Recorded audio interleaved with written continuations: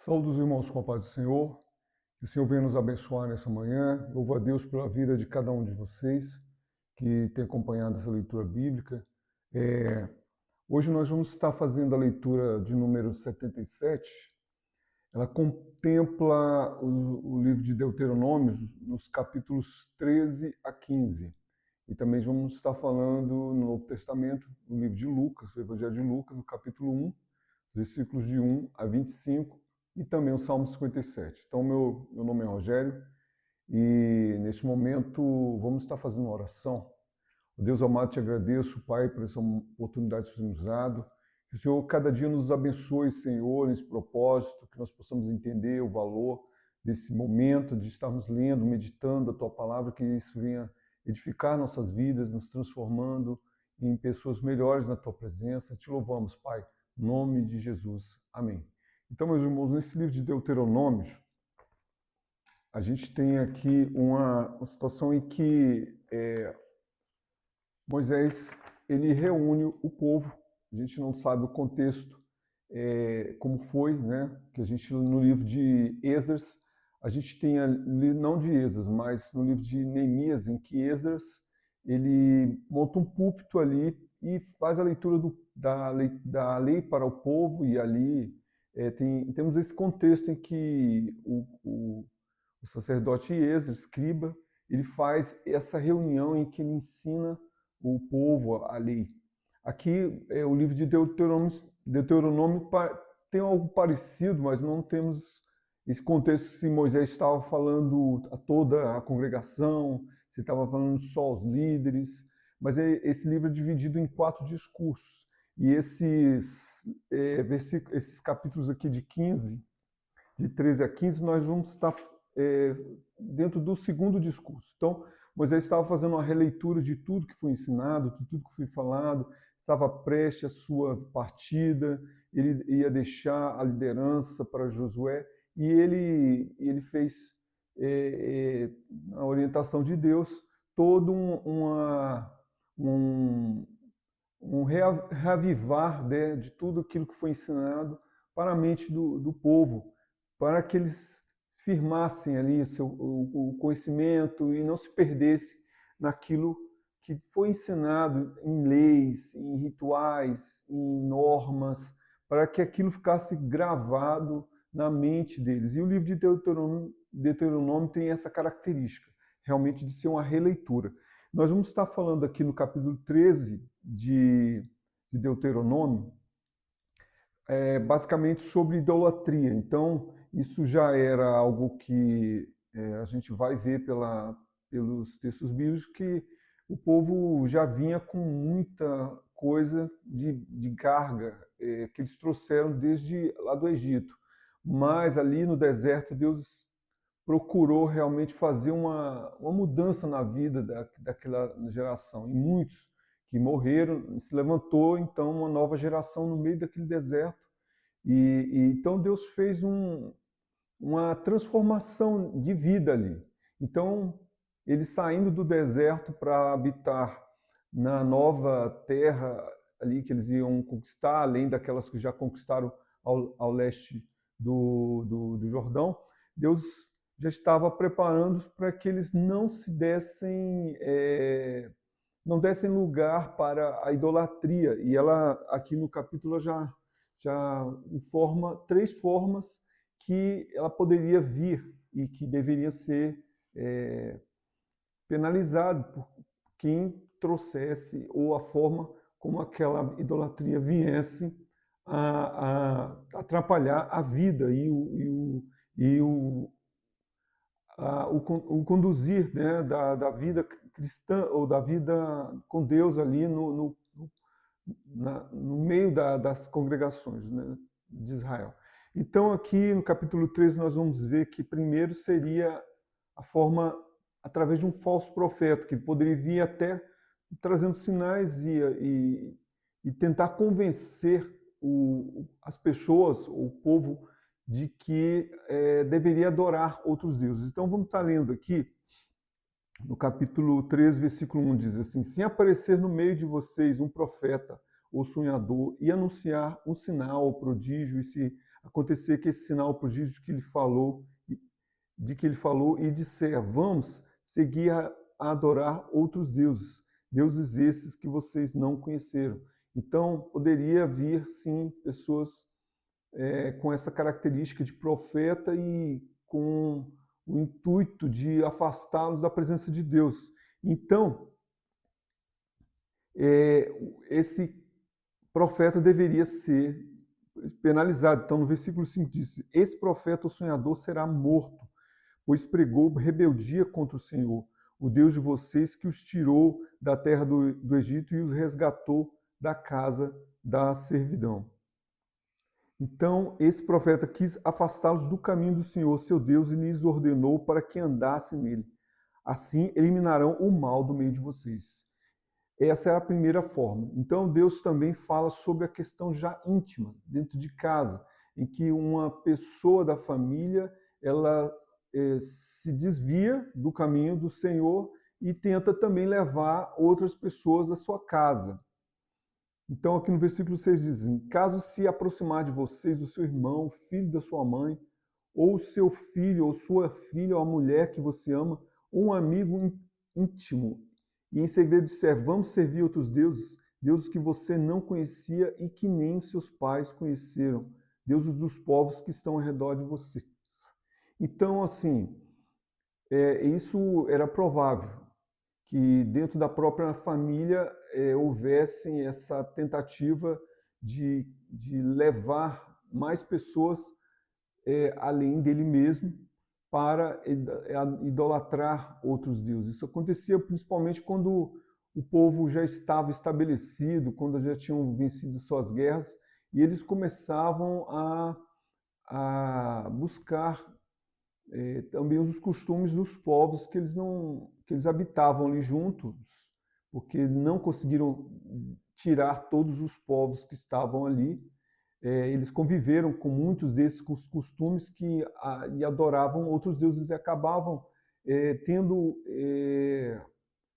influenciados. E isso, se acontecesse dentro da sua própria casa, a própria pessoa que foi abordada, ela deveria ser a primeira a apedrejar. E isso era muito difícil.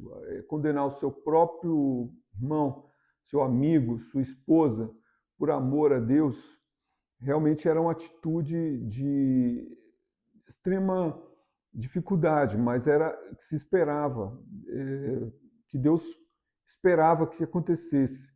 Então, você será o primeiro a levantar a mão contra ele para o matar. Depois de tudo, o povo levantará a mão contra ele. Então, se isso acontecesse dentro da sua casa, aquela pessoa que foi abordada, ela deveria ser o primeiro a apedrejar o seu irmão. Era algo muito difícil e realmente o povo não cumpriu com isso, né?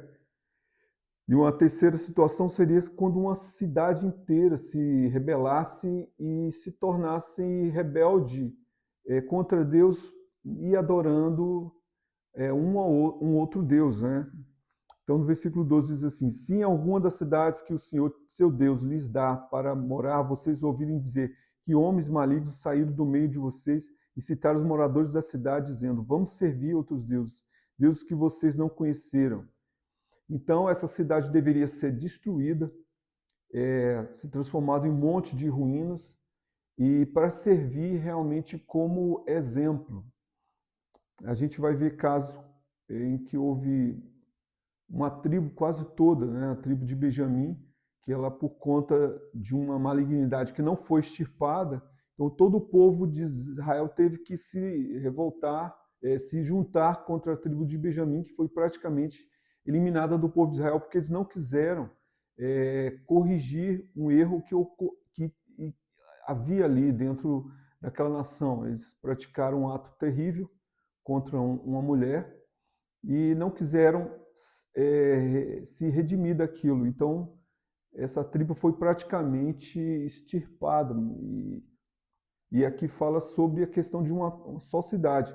Se eles se rebelassem, eles deveriam ser punidos, destruídos, transformada essa cidade em um monte de ruínas. E aqui no versículo 14, nós vamos estar falando sobre leis novamente. e também, a princípio, a questão da mutilação do corpo. Isso era proibido, era uma prática que acontecia ali nos povos em que eles estavam habitando, próximo deles, mas Deus esperava deles uma atitude diferente. Então diz assim, não façam cortes em seu corpo, versículo 1, né? Do capítulo 14. Nem raspem a parte da frente da cabeça por causa de algum morto, porque vocês são povo santo ao Senhor, seu Deus. Então, era um costume dos povos em redor, mas o povo deveria se manter íntegro diante de qualquer costume ali. Eles deveriam seguir a palavra de Deus e não os costumes daqueles povos. Então vamos ter agora a lei sobre a questão dos animais puros e impuros. Então do versículo 3 até o versículo 21, nós vamos estar falando sobre quais são os animais puros, os animais impuros. Tem uma lista deles que eles poderiam se alimentar e uma lista dos que eles não poderiam se alimentar. Então isso para nós hoje a gente tem que Pedro ali já na casa de Simão Curtidor, ele estava ali em oração e ele teve uma visão em que ele via descer um lençol em que tinha vários animais e a voz dizia, e tinha animais impuros, e a voz dizia para ele, mata e come. Ele falou, não, Senhor, nunca coloquei na minha boca coisa impura. E isso se repetiu por algumas vezes e ela se fechou. Esse lençol se fechou, ele finalizou essa visão e ele entendeu que logo bate a porta ali da onde ele estava, um grupo chamando ele para levar o evangelho à casa de Cornélio, que era da nação romana, não era judeu, e ali Deus mostrou que o evangelho e a graça de Deus estava alcançando não somente o povo de Israel, mas todas as nações, e isso também diz respeito a essa questão de puros e impuros, né? Com relação aos animais, porque aquilo tinha um simbolismo, mas cumpriu-se em um determinado momento, né? E então essa questão dos animais impuros e puros e impuros, né? Isso deixa de ter sua relevância a partir do momento em que Deus abre também isso também diz respeito às nações, né? Que antes eles não tinham comunhão com outras nações, o povo não deveria ter comunhão nesse momento da lei, eles deveriam se manter separados. Mas houve um momento que os próprios judeus também levaram o evangelho a toda criatura. E até essa questão de alimento, ela fica para trás, porque ela tinha um simbolismo realmente de separação. Mas há um momento em que a própria graça de Deus se alcança todas as nações, todos os povos. Então, isso cumpriu-se o seu propósito até ali. Então, do versículo 22 até o fim do capítulo 14, vai falar sobre as leis a respeito dos dízimos. Então, o povo deveria dar o dízimo dos seus ganhos, das suas colheitas, dos seus animais, daquilo que ele teve de prosperidade.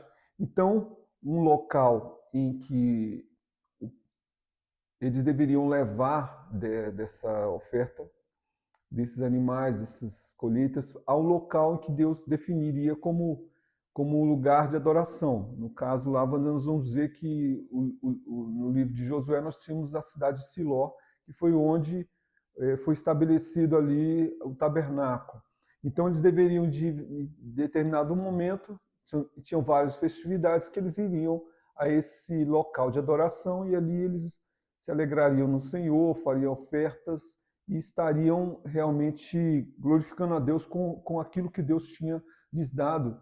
E isso servia para glorificar a Deus e também para sustento ali dos ministrantes do tabernáculo, os levitas, que habitavam no meio deles.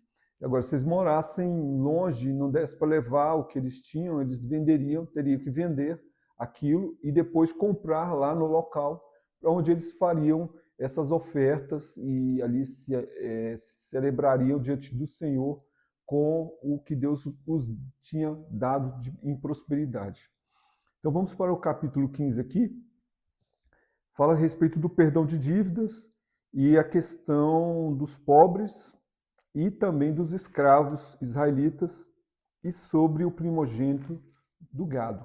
Então a gente tem aqui o perdão de dívidas, que era com relação a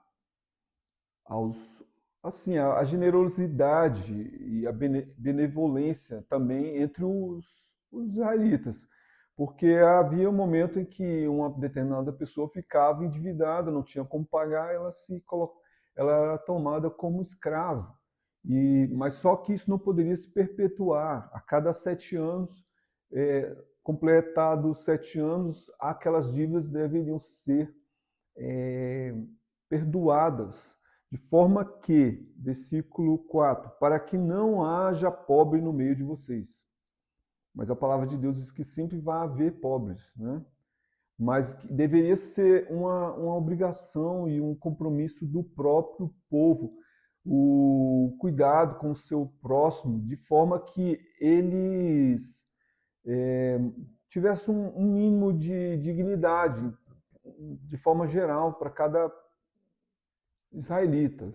Então, o cuidado com relação à pobreza passava também pela generosidade. Nós pensamos muitas vezes que por que existem pobres, pessoas que passam fome, por que Deus não faz isso? É muito comum as pessoas questionarem, mas isso cabe aqui, pela própria palavra, que é uma responsabilidade social também. É claro que Deus sustenta, provê, mas pessoas podem passar por dificuldades e Deus incumbe a nós o papel também de sermos solidários, perdoar as dívidas, contribuir. E o próprio Cristo deu exemplo disso, né? Que mesmo sendo o Senhor, Deus, e ele também dava esmola aos pobres, né? Quando questionaram sobre o perfume de um vaso de alabastro que poderia ser vendido, dado aos pobres, Jesus diz: vocês sempre terão os pobres com vocês, mas comigo vocês não terão a mim por tanto tempo. Então Jesus também dava o exemplo aos seus discípulos que eles deveriam cuidar daqueles que estivessem desprovidos. Então aí tem a lei sobre os pobres, né? A favor dos pobres, que vai do 7 ao 11. Então diz: se houver algum pobre entre vocês no meio dos seus irmãos, em alguma das cidades de vocês, na terra que o Senhor, seu Deus, lhes dá, não endureça seu coração, nem feche as mãos a seu compatriota pobre. Então, a pobreza se diminui ou se lida com ela com a solidariedade, então com a justiça social. Então, isso não cabe somente a Deus, isso está destinado a nós também, temos o nosso compromisso com as pessoas, aquilo que está dentro das nossas condições, nós podemos também contribuir. Então, não é só dizer que Deus, por que Deus não fez, o que nós não estamos fazendo também, né? Então, temos aqui a partir do versículo 12 até o 18, as leis a respeito dos escravos. Então, se o israelita se tornasse escravo do seu outro irmão, também israelita, essa situação não poderia se perpetuar, né? Ele deveria servir por 6 anos e no 7º ano deveria ser liberto dessa escravidão. O caso também poderia ocorrer dessa pessoa querer continuar sendo servo para sempre. Então ele faria um furo na sua orelha e esse sinal de que ele ia servir ao seu irmão como servo para sempre, né? Mas isso era uma escolha dele. O propósito aqui é que ele não servisse eternamente, mas no 7º ano ele deveria ser liberto dessa escravidão. E aqui nós temos a respeito da lei dos primogênitos do gado, que vai do versículo 19 até o fim do capítulo 15. Então, o animal primogênito ele deveria ser consagrado ao Senhor, levado para sacrifício lá no templo. Mas caso esse animal não fosse perfeito, se tivesse algum defeito, por exemplo, se fosse coxo, cego, tivesse defeito grave, não sacrifique ao Senhor, seu Deus. Vocês devem comer a carne desse animal na cidade em que moram. Então, esse animal primogênito, ele faz referência ao próprio Cristo, né? Então, esse animal tinha que ser perfeito, não podia ter defeito, não podia ser coxo, nem nenhum tipo de defeito. Então, ele deveria ser se fosse um animal com defeito, ele deveria servir como alimento, não como sacrifício lá no tabernáculo, né? Então, meus irmãos, vamos agora partir para o capítulo, o Evangelho de Lucas, capítulo 1. Nós vamos estar lendo do versículo 1 até 25. Então, o livro de Lucas, aqui nós estamos iniciando esse livro, é um livro também que é um sinótipo. Sinótipo, ele é baseado no livro de Marcos, mas a gente sabe que Lucas era um médico, era uma pessoa bastante bem informada. Ele também, o seu livro tem a sua própria pesquisa e ele traz informações muito precisas geograficamente, politicamente, que servem de muito valor para o estudo e conhecimento das Escrituras e, inclusive, para afirmar esse valor histórico também dos relatos bíblicos. Então, Lucas ele foi uma pessoa que andou com Paulo. Paulo cita ali no livro de Atos, que também foi um livro escrito por Lucas. E aqui no capítulo 1, versículos de 1 até 25, nós temos aqui o prenúncio do nascimento do precursor do Messias, que seria João Batista. Neste momento aqui, seu pai, Zacarias, ele era um sacerdote que estava ali a serviço do templo, e por sorte foi dado a ele o direito de oferecer o sacrifício diante de Deus, né? Então ele estava ali no seu momento, né? Ele estava, segundo aqui no versículo 9 diz assim: segundo o costume sacerdotal, entrar no santuário do Senhor para queimar incenso. E aí, enquanto ele estava nesse propósito de fazer essa queima do incenso, o povo estava lá fora orando. A gente sabia que era algo sério, era algo muito perigoso até, a pessoa fazer essa queima do incenso. Nós vimos os casos de Nadab e Abiú, que foram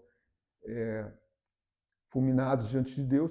Então o povo estava ali orando lá fora, enquanto Zacarias entrou para oferecer o incenso, porque ele foi dado por sorte. Nesse momento que ele entra ali no local, o anjo aparece para ele e fala para ele que as suas orações tinham sido ouvidas e ele e sua esposa Isabel iriam ter um filho. Esse filho não poderia tomar vinho nem bebida forte, e ele seria cheio do Espírito Santo já desde o ventre. Isso está no versículo 15, aqui do capítulo 1. E aí, Zacarias já era uma pessoa de idade avançada, tanto ele quanto a sua esposa, então ele questionou como seria isso.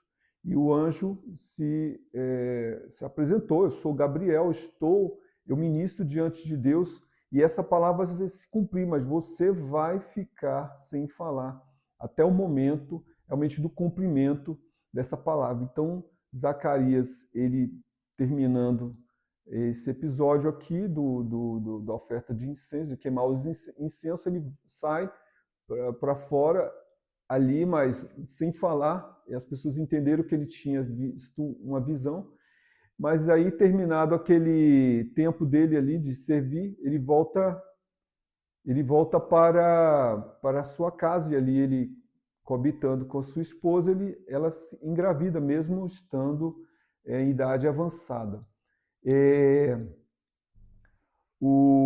veio logo à frente, né, o nascimento de Zacarias, mas até o versículo 25 nós temos apenas o agradecimento de Isabel, porque isso, além de Deus estar cumprindo algo tão maravilhoso que foi a prenúncio da nascimento de João, ela estava vivendo ali uma situação bastante difícil na sociedade, por ela ser estéril. Deus estava tirando dela um opróbrio, né, sobre sua vida por não gerar filhos ao seu marido. Aí que ela fala aqui no versículo 25: foi isso que o Senhor me fez ao contemplar-me, para acabar com a minha vergonha diante das pessoas. Então Deus fez um milagre, porque ela já estava fora do período que ela poderia gerar filhos, mas Deus não só lhe deu o filho na sua velhice, como também lhe deu um dos grandes homens que nasceu nessa terra, que o próprio testemunho de Jesus diz que, nascido de mulher, não houve ninguém maior que João. Então, meus irmãos, vamos agora para o Salmo de número 57, né? Então, aqui no Salmo 57,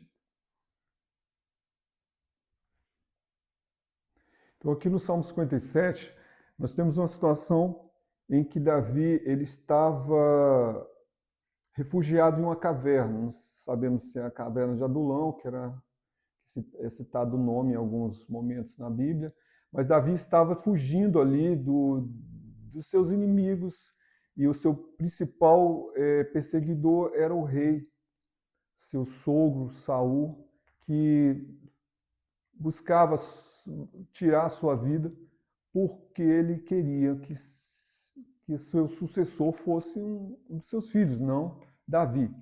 E Davi aqui, como de costume, levanta um clamor diante de Deus. Ele fala assim: tem misericórdia de mim, ó Deus, tem misericórdia, pois em ti a minha alma se refugia, à sombra das tuas asas me abrigo, até que passem as calamidades. Esse é o versículo 1.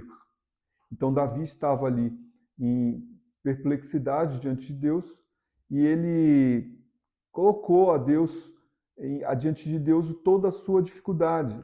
Ele estava tendo que se refugiar em lugares como cavernas, fugindo da perseguição, sendo caçado, né, de todas as formas. Ele teve que sair do convívio com a sua família, da sua vida normal, está ali fugindo para preservar a sua própria vida. Então ele diz assim, versículo 6: armaram uma rede aos meus passos, a minha alma está abatida, abriram uma cova diante de mim, mas eles mesmos caíram nela.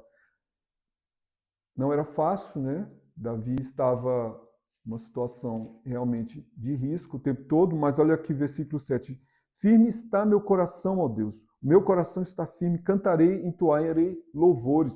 Acorde a minha alma, acorde lira e harpa, quero acordar o alvorecer.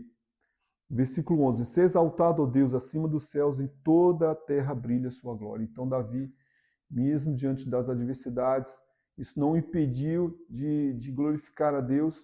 Isso para nós, eu acho, com certeza é algo muito valioso. A gente precisa entender como é importante nós servirmos a Deus, e independente das circunstâncias, independente das dificuldades. E Davi foi prova de que Deus, no momento certo, lhe restabeleceu e o colocou realmente exaltado, porque ele colocou a sua confiança no Senhor, mesmo passando por todas as provas que ele passou. Amém? Então, glorifico a Deus, que Deus, Senhor, abençoe a nossa vida e, no nome de Jesus, nos fortaleça. Amém.